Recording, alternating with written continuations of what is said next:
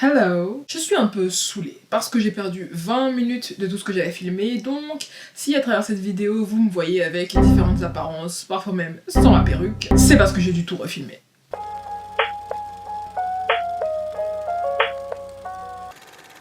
En parlant d'apparence, introduisons tout de suite le concept de Pretty Privilege. Je sais, tu l'as entendu 600 milliards de fois, mais après tout t'as cliqué sur cette vidéo, donc t'es prête à l'entendre une fois encore. C'est donc le concept d'effet de halo, mais appliqué à l'apparence. Lorsqu'une personne va être jugée moins sévèrement, ou alors être automatiquement mieux vue juste parce qu'elle est conventionnellement attirante. Ça peut se refléter de manière lambda dans la vie de tous les jours, dans le contexte d'interaction sociale, mais aussi dans des grands domaines comme par exemple l'éducation, le milieu professionnel, ou alors la justice. Donc en bref, quand vous voyez un criminel moche et qu'au lieu de discuter son crime, ça part dans les commentaires du style « Ew, regarde sa tête, c'est obligé qu'il l'ait fait ». Ou alors baver sur les mugshots de criminels attirants de telle sorte que dès qu'ils aient fini de servir leur sentence, ils voient leur carrière littéralement exploser, devenir mannequins, sortir avec des milliardaires, jouer dans des séries, créer des fan clubs et militer pour la libération de littéral serial killers, applaudir une femme qui a poignardé son copain par pure jalousie, reproduire des fanarts de ses photos, la surnommer la vraie Yandere, parce que si elle est psycho mais qu'elle est mignonne, c'est un goal, right? En vrai, cet exemple, il est très intéressant, parce que si on laisse les animés un petit peu sur le côté, on a vraiment envie de se demander où est-ce qu'on voit tout plein de stéréotypes qu'on transporte ensuite par nos biais de la fiction à la réalité. Les films Disney, par exemple, ce n'est qu'un exemple. Donc, quand tu regardes les films Disney, n'est-ce pas, l'héroïne, pure, gentille, qui travaille dur, qui a le cœur sur la main, est toujours d'une beauté incroyable. Pendant ce temps, l'antagoniste qui veut tuer, qui veut voler, qui est jaloux, qui veut détruire, est toujours soit moche, soit avec des traits physiques assez exagérés, parfois même ressemblant à peine à un être humain. En parlant de ce qui est à peine humain, est-ce que t'as remarqué que ça se produit aussi dans les films qui mettent en scène des animaux? En choisissant un chien plus beau, tu as préféré le physique à la personnalité, la jeunesse, à l'expérience. En parlant de jeunesse, je suppose que ça ne vous a pas échappé que dans certains de ces films, les ficelles du schéma maléfique est tenues par une femme plus âgée. Le sous-ton étant que la femme âgée complètement terminée est jalouse et aigrie et catapulte sa colère sur les bonnes personnes et notamment sur la jolie jeune fille.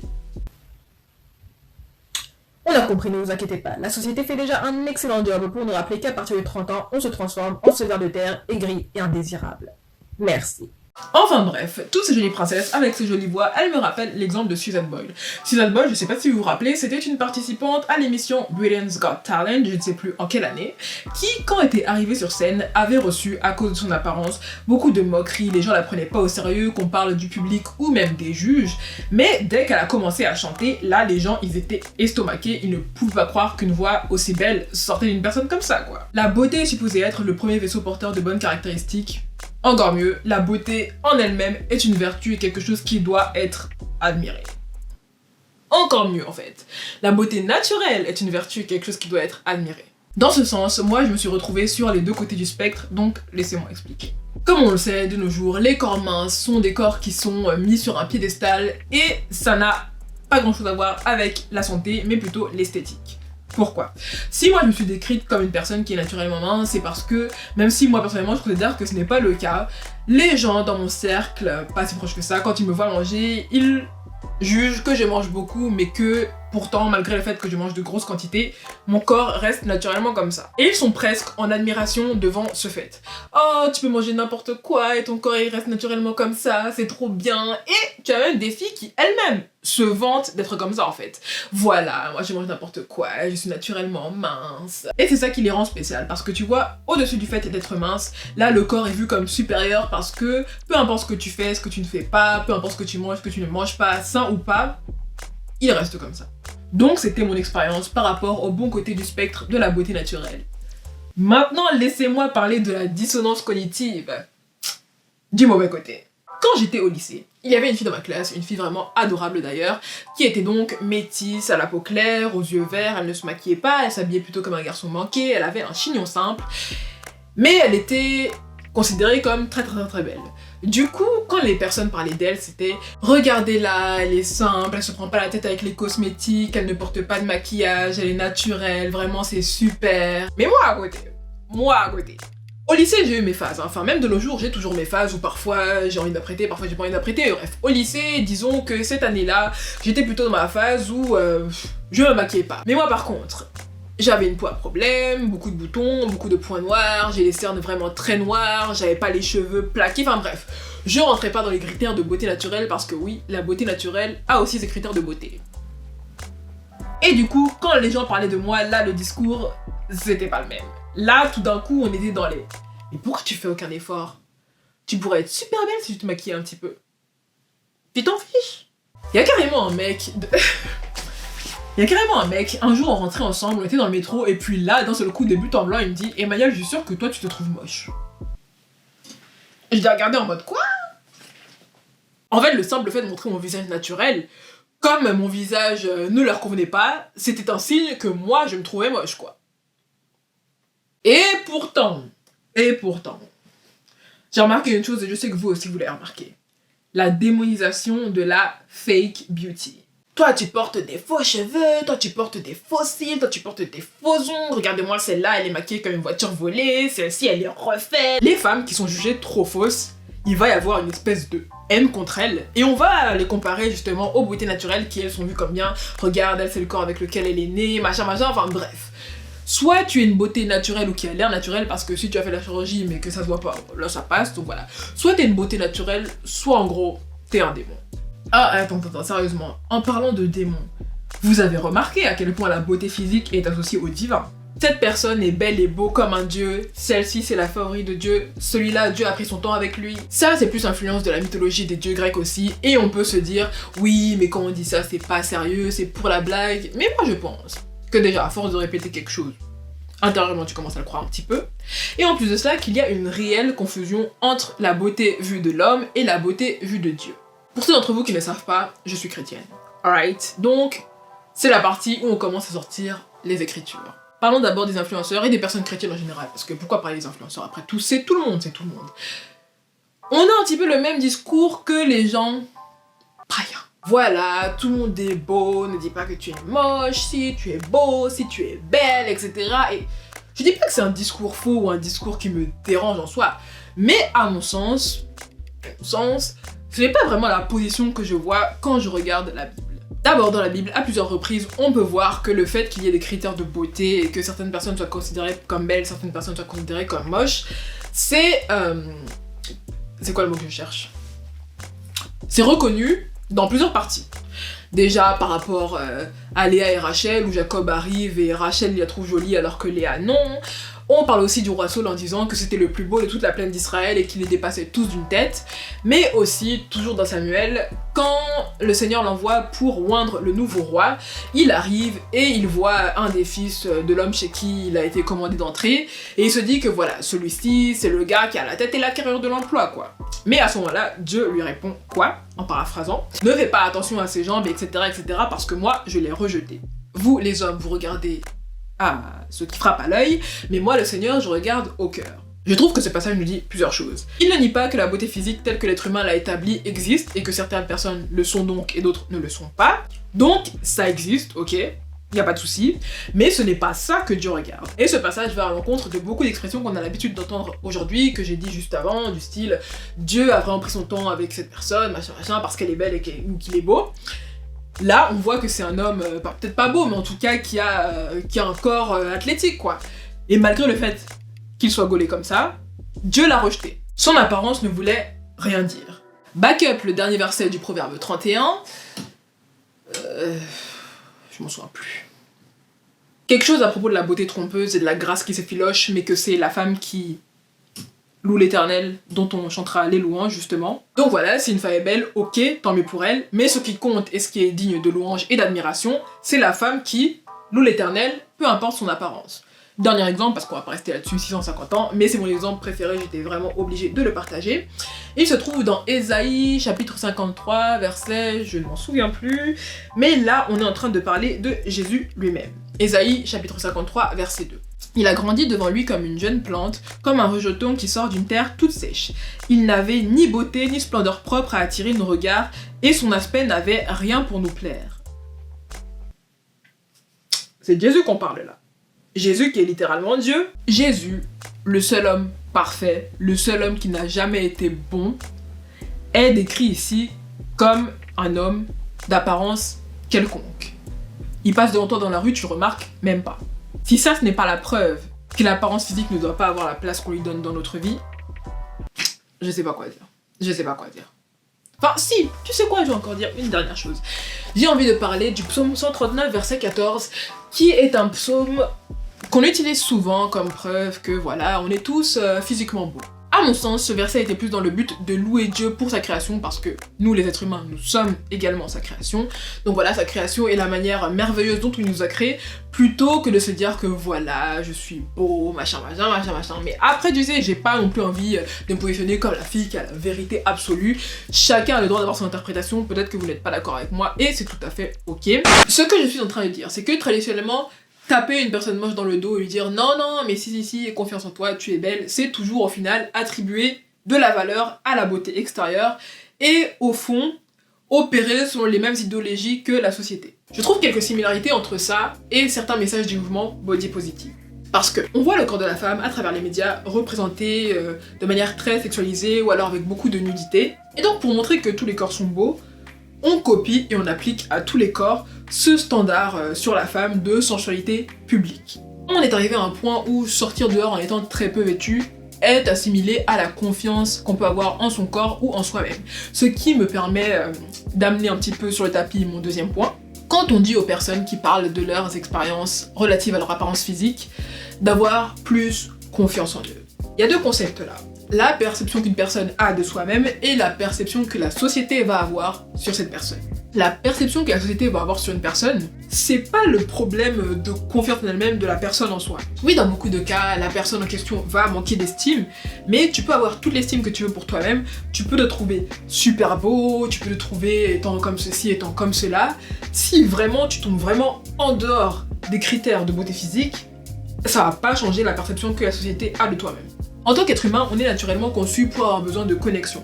Que ce soit des connexions romantiques, mais également juste des connexions par rapport à une communauté quelconque. Du coup, c'est normal qu'être reçu ou perçu plus négativement dans différents genres de contextes sociaux ait un impact sur une personne. Et la personne devrait être autorisée à ressentir ce qu'elle ressent et à en parler. C'est pas incompatible avec la confiance en fait. Parfois, t'as l'impression qu'on attend des gens qu'ils soient complètement invincibles. On vit un peu dans une société qui peut pencher vers la positivité toxique où il faut que tu sois heureux, il faut que tu sois instantanément résilient. Et les émotions négatives, bien que partie intégrale de l'expérience humaine, non, c'est mal vu, c'est interdit, tu vois. Arrête de te plaindre. C'est une des raisons pour lesquelles j'adore la Bible. Dans la Bible, à beaucoup d'endroits, tu vois des personnes qui sont abattues et qui pleurent auprès de Dieu à cause de leur mésaventure, à cause de ce qu'ils ressentent. Et je pense que c'est la clé ici. C'est comment est-ce que tu gères les émotions que tu ressens. Dieu nous dit de se confier à lui pour tout. Vraiment, je sais même pas comment on dit le verset en français, mais quand il dit cast everything upon him or something like that, je sais trouver un verset qui en parle. Mais Dieu dit qu'on peut se confier à lui. Il voit, il ne fait pas comme si rien ne se passait ou dit non voilà quoi, mais au contraire, il comprend. Le Saint-Esprit est décrit comme un comforter. Oh là là là là.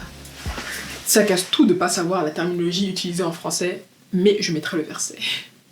Jésus a marché sur cette terre en étant 100% Dieu, mais également 100% humain. Il s'est senti triste, il a pleuré à de nombreuses reprises, il s'est senti abandonné par son groupe, il comprend toutes ces émotions. Si une personne n'a pas planté son identité dans la seule chose qui ne change pas, dans la seule chose qui est solide, Jésus-Christ, et n'a pas appris à prioriser vraiment sa relation avec lui et à utiliser le Saint-Esprit comme confident, elle va laisser la façon dont elle navigue à travers la vie et la façon dont les autres personnes la voient, la définir et définir sa valeur, et de ce fait, courir après l'approbation des autres et de la société. Le problème, c'est que la course à la beauté n'a absolument pas de fin. Les critères de beauté deviennent de plus en plus irréalistes, en plus de cela, ils n'arrêtent pas de changer, et tout ça est alimenté par le système dans lequel on vit, qui est le système capitaliste. Les entreprises ont tout intérêt à ce que tu te sentes mal dans ta peau pour que tu achètes leurs produits et te conformer à l'image qu'on nous dit à laquelle il faut qu'on ressemble. Si c'est ton identité, la pression pour te parfaire et pour conserver cette beauté ne va jamais diminuer. Non seulement cette pression ne diminue pas, mais en plus elle augmente. Plus tu progresses dans l'âge, plus tu vois le regard des gens se détourner de toi et se planter sur une autre fille plus jeune, plus belle. Tu vois, quand tu es moche, un des avantages c'est que tu n'es même pas concerné par cette affaire d'être anxieux sur ton look quand tu seras plus vieux et la perte de ta beauté potentielle. Puisque tu l'as jamais eu. Tu peux dès à présent travailler sur toi-même, sur ton identité en Christ si tu es chrétienne ou alors si tu choisis de le suivre. Et du coup vraiment travailler sur une identité qui est solide, sécurisé, accepté et qui ne changera jamais.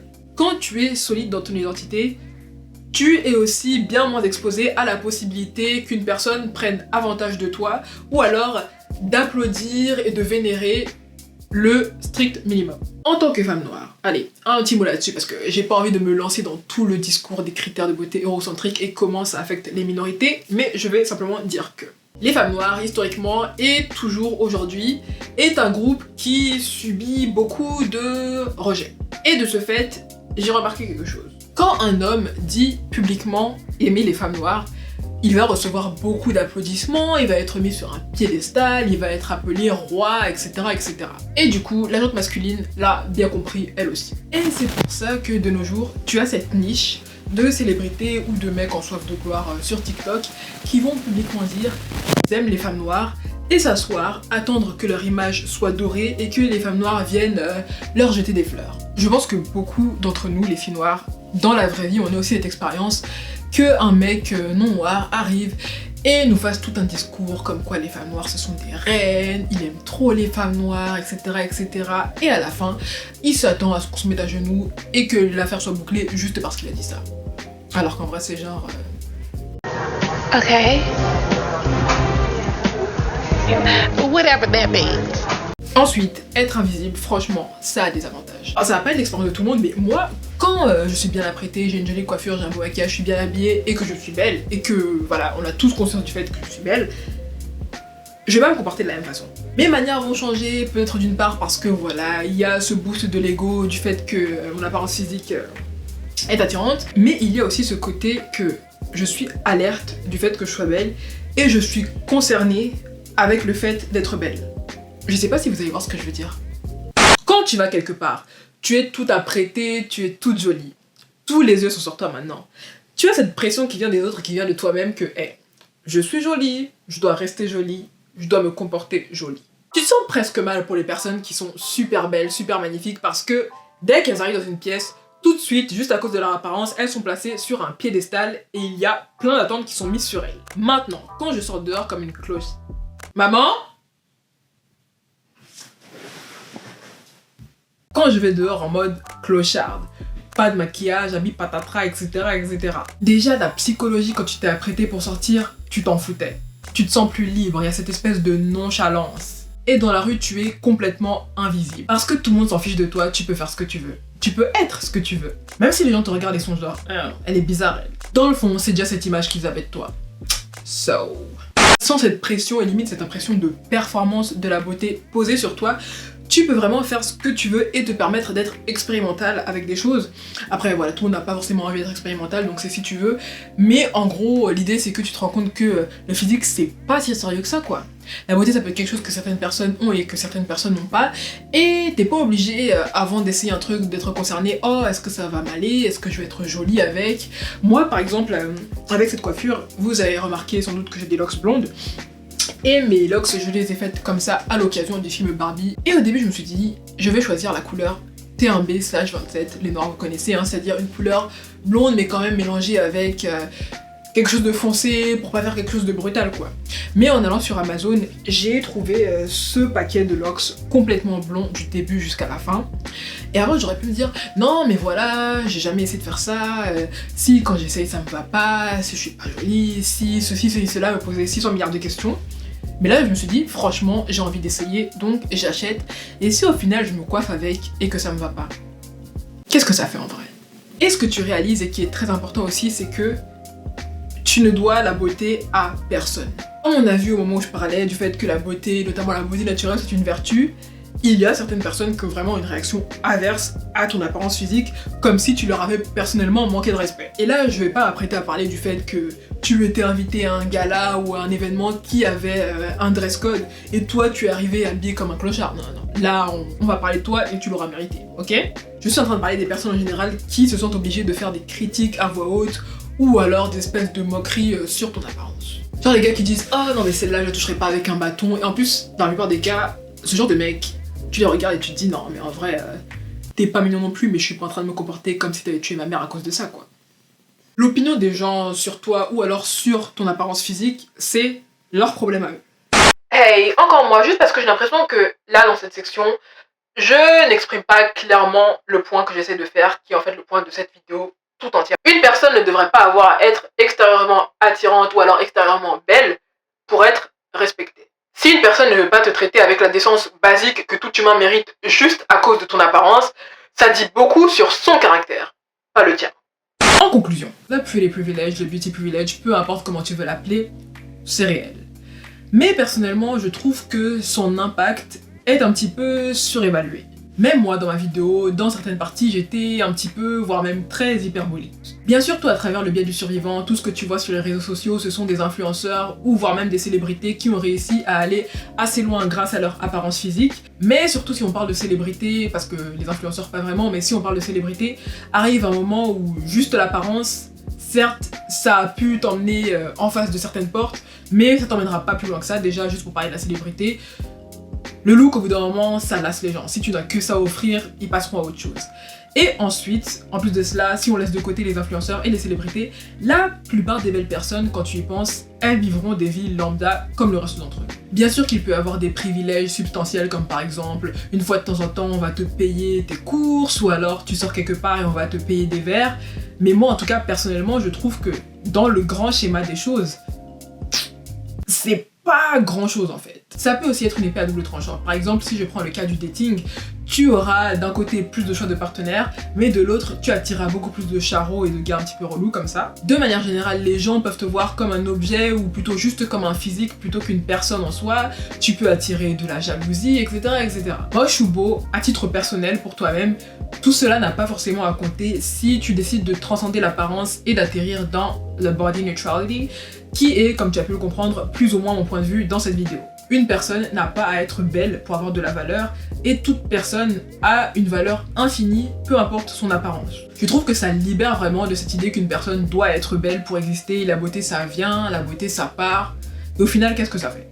Maintenant, j'ai conscience qu'on vit dans un monde superficiel où tout est très connecté avec l'apparence, et de ce fait, arriver à penser d'une manière body neutrale, c'est pas facile et c'est pas forcément quelque chose que tout le monde souhaite. Moi, c'est quelque chose qu'à titre personnel je souhaite, mais je suis pas encore là. Je travaille dans cette optique, mais c'est pas facile tous les jours, je suis pas encore là, je vous le cache pas. Si je peux offrir une autre alternative, peut-être aux personnes qui trouvent que c'est une manière de penser un petit peu trop radicale, une autre alternative qui, cela étant dit, ne contredit pas cette idée non plus. J'avais écouté un podcast du pasteur américain John Piper, que je mettrai dans la barre d'infos, mais qui sera du coup en anglais, dans lequel il disait que quelque chose qu'on peut faire, c'est de redéfinir la beauté, ce qui est pas vraiment la même chose, mais comme je dis, ça ne contredit pas l'idée de body neutrality, de redéfinir la beauté, de vraiment s'émerveiller et de voir ce qui est beau, l'intérieur et la révérence à Dieu, etc., etc., plutôt que le physique pur. Il rappelait également à la fin du podcast que malgré le fait que nous vivons dans ce monde où tout est connecté à la beauté, ça ne sera pas toujours comme ça.